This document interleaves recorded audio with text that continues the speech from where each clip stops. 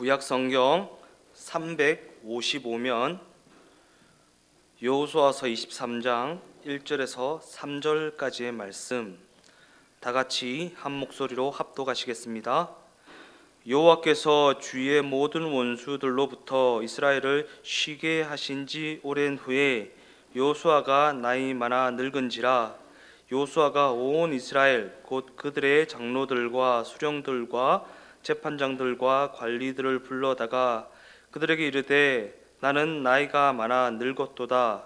너희의 하나님 여호와께서 너희를 위하여 모든 나라에 행하신 일을 너희가 다 보았거니와 너희 하나님 여호와 그는 너희를 위하여 싸우신 이시니라. 아멘.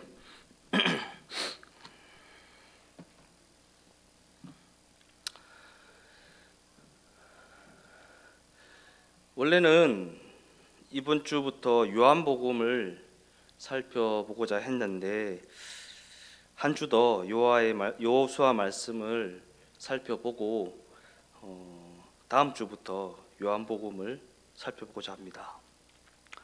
오늘 저는 읽으신 본문의 말씀을 가지고 너희 하나님 여호와를 사랑하라, 너희 하나님 여호와를 사랑하라, 이러한 제목을 가지고 함께 은혜를 나누어 보고자 합니다.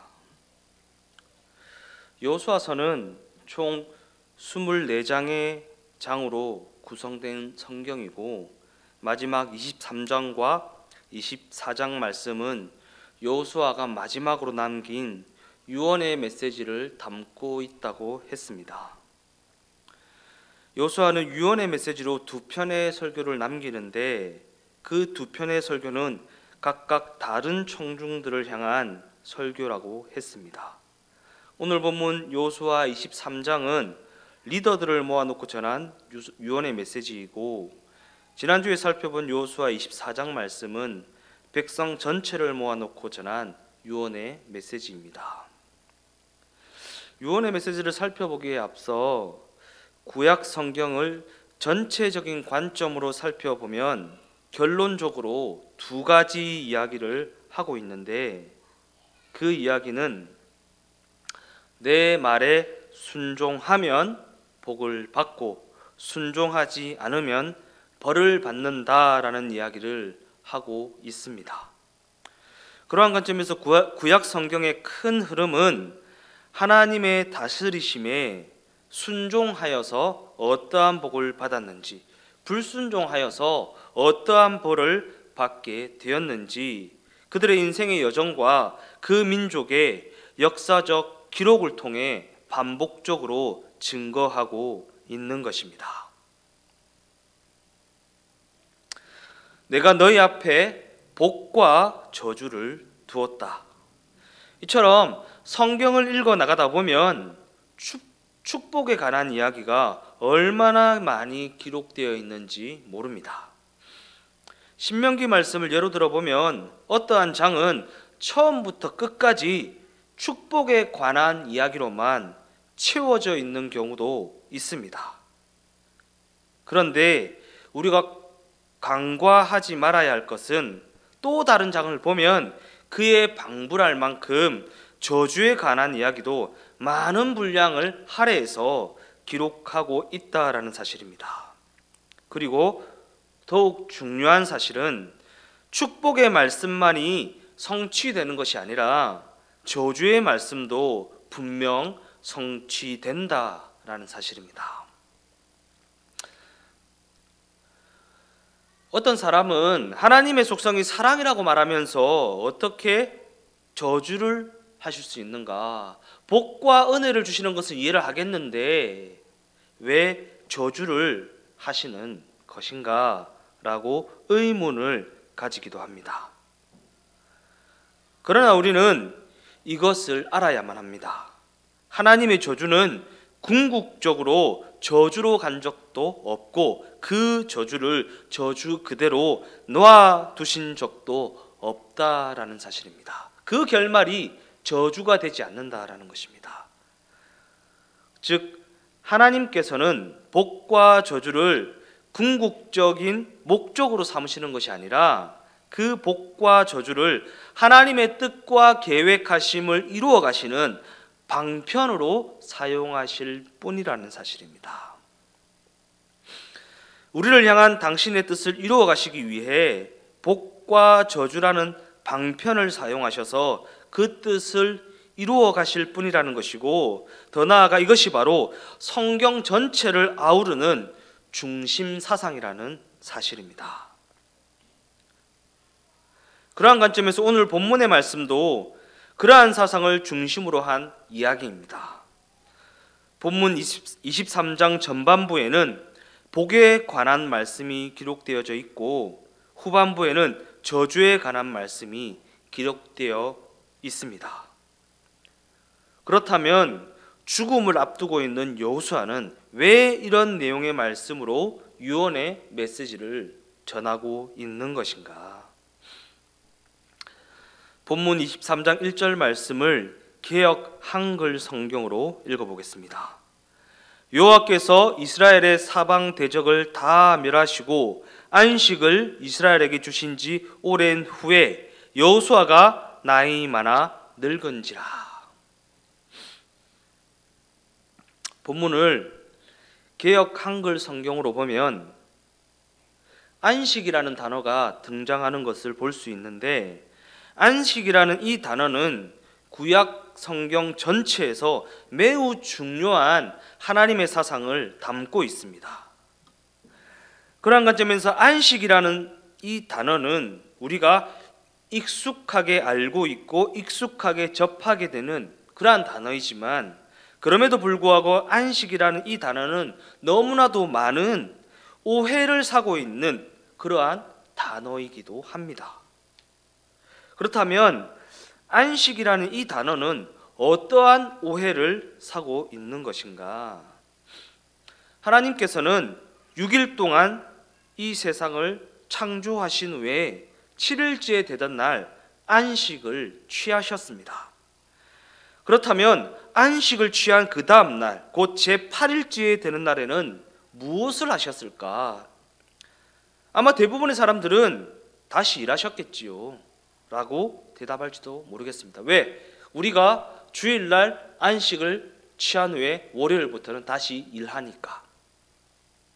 그러나 그에 대한 대답은 다시 일하셨겠지요가 아니라 안식을 취하셨다라는 것입니다.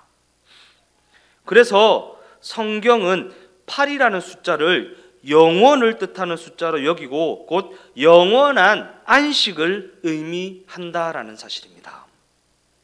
그러기에 6일 동안 일하시고 제7일에는 안식하시고 또 그 다음 날인 제8일째부터는 다시 일하셨다라고 생각하는 발상은 안식이라는 개념을 인간적인 관점으로 이해하는 데서 생겨난 오해일 뿐이라는 사실입니다.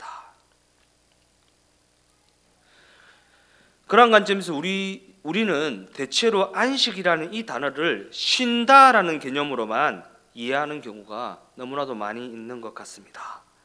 그러나 성경이 말하는 안식은 휴식의 개념만을 의미하는 것이 아니다라는 사실입니다. 그렇다면 성경이 말하는 안식이라는 단어에는 어떠한 개념이 내포되어 있는 것인가?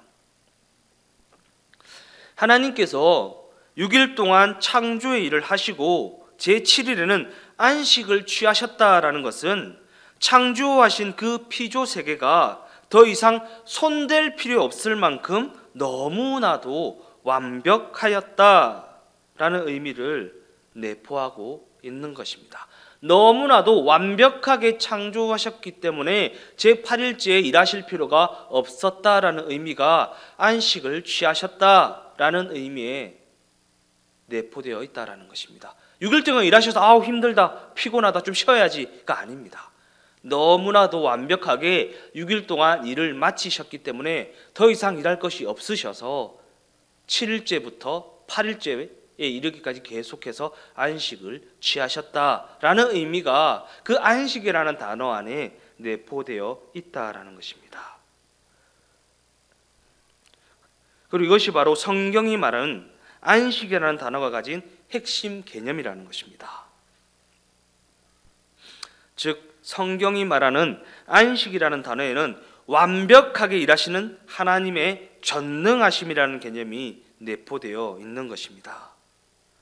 그리고 이러한 개념을 가지고 오늘 본문 말씀을 다시 살펴보면 안식을 주셨다라는 이 말은 그저 그냥 잘 먹고 잘 살게 해 주셨다라는 개념이 아니라 하나님께서 그들에게 약속하여 주신 가나안은 그들이 안식해도 될 만큼 너무나도 완전하고 너무나도 완벽했다라는 것입니다.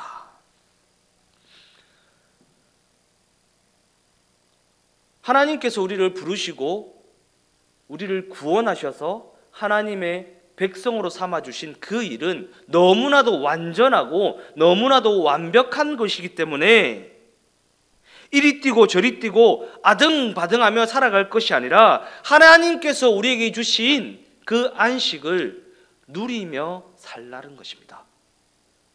상황과 환경과 여건에 쫓겨 이리 뛰고 저리 뛰고 이렇게 할까 저렇게 할까 아등바등 살아가라는 것이 아니라 하나님께서 모든 것을 다스리시고 모든 것을 섭리하시고 모든 것을 인도하고 계시기 때문에 하나님께서 우리에게 주신 그 안식을 좀 제발 누리라는 것입니다. 그러한 관점에서 우리는 하나님께서 약속하신 가나안 땅을 약속의 땅이라고 부릅니다. 더 나아가 여기서 약속의 땅이라는 이 개념은 나의 실력으로 나의 노력으로 내가 싸워서 내가 얻어 나가야 하는 그러한 땅이 아니라 말 그대로 약속의 땅이라고 하는 것은 하나님께서 약속해 주신 땅이기 때문에 그 약속을 근거로 하여 그 약속이 성취됨으로 말미암아 주어지는 그러한 땅이라는 것입니다. 그저 우리가 그 현실 가운데 약속을 이루어 가시는 하나님을 배제하고 무시하고 하나님을 없는 것 같이 살아가니까 그 현실의 삶이 불완전하게 느껴질 뿐이라는 것입니다. 그 현실에 하나님의 살아계심을 인정하고 그 하나님을 떠올리고 그 하나님을 염두에 두고 살아가게 되면 하나님의 다스리심과 인도하심이 얼마나 완전한 것인지를 알 수 있다라는 것입니다. 더 나아가 우리의 구원의 문제도 이와 같습니다. 구원은 우리가 너무나도 잘 알고 있는 것과 같이 우리의 어떠함이 아닌 하나님의 어떠하심이라는 하나님의 약속을 근거로 하여 주어지는 것입니다. 내 실력이 아닙니다. 내 노력이 아닙니다. 내가 잘 전하였기 때문이 아닙니다. 내가 잘 믿었기 때문도 아닙니다. 내가 성경을 많이 읽고 기도를 많이 했기 때문도 아닙니다. 하나님의 그 섭리와 계획하심을 따라 우리를 택하여 부르셨기 때문에 우리에게 구원이 임하신 것이지 우리의 어떠함 때문이 아니라는 것입니다. 그러기에 약속하신 가나안이라고 하는 그 땅은 내가 싸워서 내가 얻어야 하는 땅이 아니라는 것이고 우리의 구원의 문제도 우리의 어떠함이 아닌 하나님의 약속을 근거로 하여 주어진다는 것이고 그 땅을 얻는 데 있어서 우리가 구원을 얻는 데 있어서 나의 어떠함이라는 나의 공로는 1도 없다라는 사실을 우리가 잊어서는 안 된다라는 것입니다.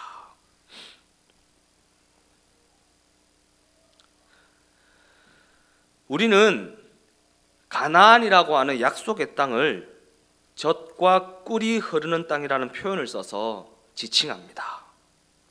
그런데 히브리적 관점으로 보면 젖과 꿀이 흐른다라는 이 표현은 우리가 상식적으로 이해하는 것처럼 비옥하다라는 개념이 아닙니다. 젖과 꿀이 흐른다라는 이 개념 안에는 하나님이 통치하시는 땅이다라는 의미를 가진다라는 사실입니다. 가나안 땅을 다녀오본 사람들이 하는 말은 가나안 땅이 전혀 비옥하지 않던데 사막이던데? 라고 이야기를 많이 합니다. 근데 성경은 그 가나안을 향해 젖과 꿀이 흐른다라고 말합니다. 하나님이 통치하셔야만 비옥해질 수 있는 땅이라는 것입니다. 가나안이라는 그 땅이 사막과 같이 광야와 같이 그러한 땅이지만 비만 오면 엄청난 비옥함을 보여준다라는 것입니다. 비만 오면 하나님이 다스리셔야지만, 하나님이 간섭하셔야지만, 하나님이 개입하셔서 이끌어 주셔야지만 비옥한 땅이 되어줄 수 있다라는 것입니다. 우리가 구원받아 하나님의 백성이 되어 하나님께서 허락하신 가나안에서의 삶을 살아간다고 하면서 그 가나안의 비옥함을 누리지 못하는 것은 하나님의 살아계심을 인정하지 않기 때문입니다. 하나님의 개입하심을 차단하고 있기 때문입니다. 그러나 그 삶의 현장에서 하나님을 인정하고 하나님을 모셔드리고 하나님의 다스리심을 붙잡으면 그 삶 가운데 젖과 꿀이 흐르는 비옥함이, 하나님의 통치하심이, 하나님의 다스리심이 나타나게 되어 있다라는 것입니다. 그렇다면 과연 여호수아는 이러한 사실을 통해 무엇을 말하고 싶어 했던 것인가? 여호수아가 죽기 직전에 유언의 메시지를 전하면서 이스라엘 지도자들에게 각인시키고 싶어 했던 부분은 너희가 이 땅에 들어와 누리며 살게 된 것은 너희의 공로로 말미암은 것이 아니다라는 것입니다. 너희가 이렇게 하고 저렇게 하고 이리 뛰고 저리 뛰고 해서가 아니다라는 것입니다.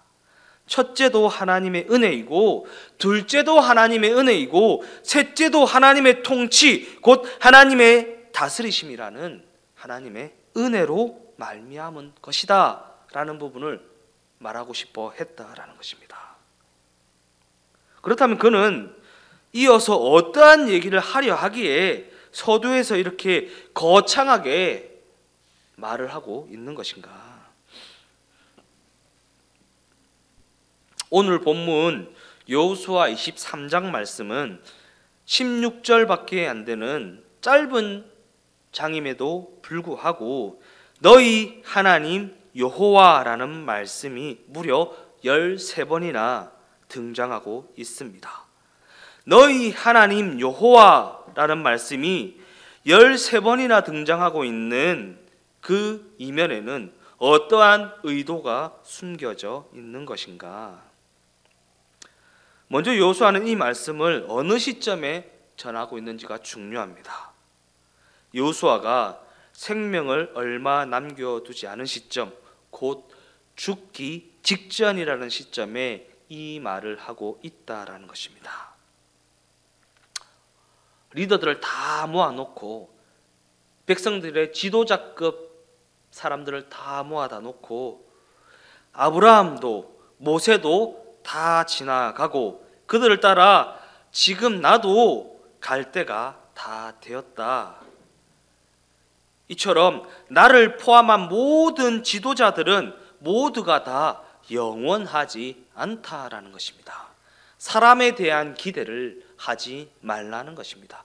사람은 사람일 뿐 그 사람이 하나님의 손에 붙들려 사용받았다라는 것은 알겠으나 그 사람을 의지해서는 안 된다라는 것입니다.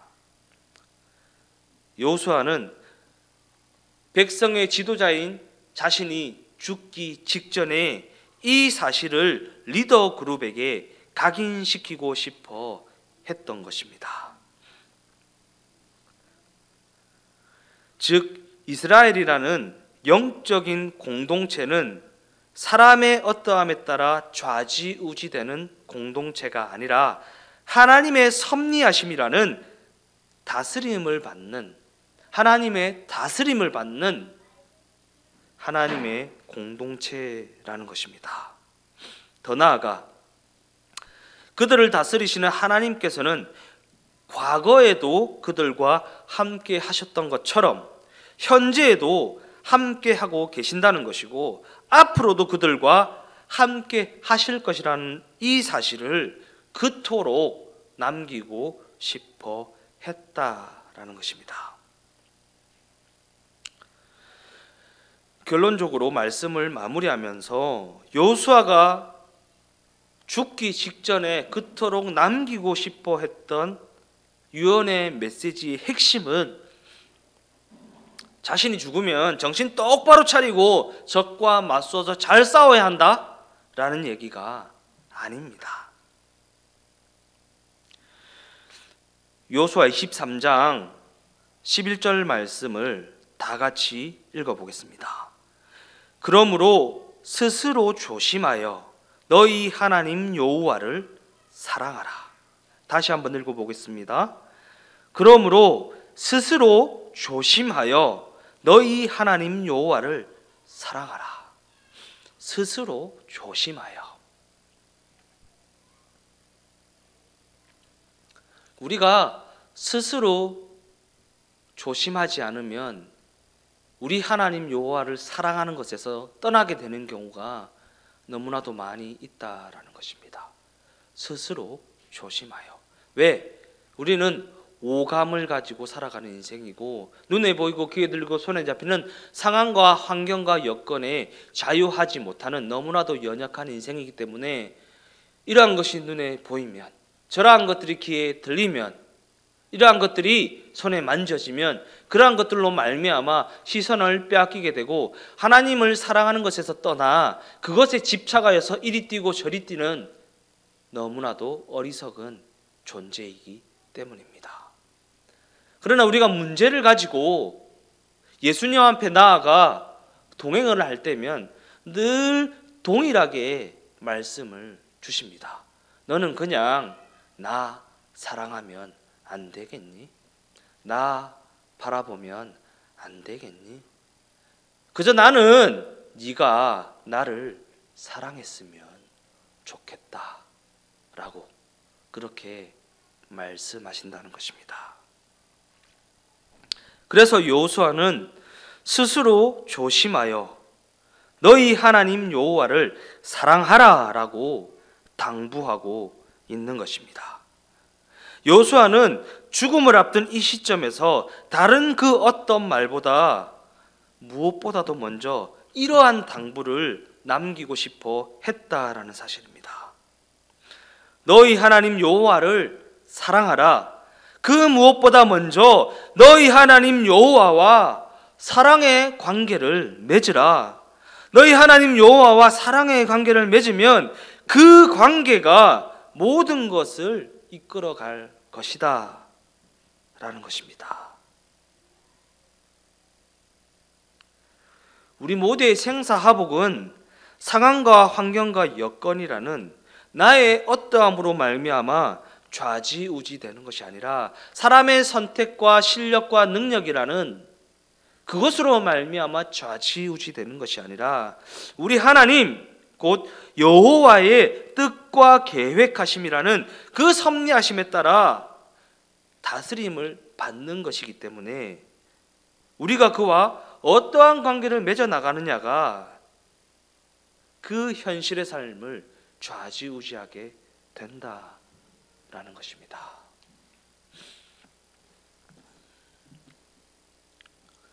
(2000년) 전에 예수 그리스도께서 완전한 구원을 이루어 놓으셨습니다. 나의 어떠함이 단 1도 포함되지 않았습니다. 나의 선택이라는, 나의 실력이라는, 나의 노력이라는 그 어떤 것도 관여하지 못했습니다. 그 구원이 우리에게 주어졌고 그 구원으로 말미암아 우리가 예수님이 다스리시는 그 사랑의 아들의 나라로 옮겨져서 이 땅에서 삶을 살아갈 수 있는 영광을 얻게 되었습니다. 완전하신 것입니다. 안식을 누리기에 조금도 부족함이 없는 것입니다. 눈에 보이고 귀에 들고 손에 잡히는 상황과 환경과 여건에 매몰되어서 이리 뛰고 저리 뛰고 하는 삶이 아니라 예수님의 완전하신 다스림을 믿는 믿음으로 말미암아 그 안식을 풍성히 누리며 살아가는 우리 모두의 삶이 다 되어지시기를 예수님의 이름으로 간절히 축원드립니다. 기도하시겠습니다. 하나님 감사합니다. 하나님께서 완전하시니 하나님께서 우리에게 이루신 그 구원도 완전하다는 것을 믿어 의심치 않습니다. 그러나 그럼에도 불구하고 우리는 연약하고 부족하고 어리석어서 눈에 보이고 귀에 들리고 손에 잡히는 그 어떤 것에 속아서 이리 뛰고 저리 뛰고 하며 아등바등하는 삶을 살아가는 경우가 얼마나 많이 있습니까? 하나님, 우리가 하나님을 믿는 믿음으로 말미암아 하나님이 우리에게 허락하여 주신 그 안식을 풍성히 누리며 살아가는 삶이 다 되게 하여 주시옵소서.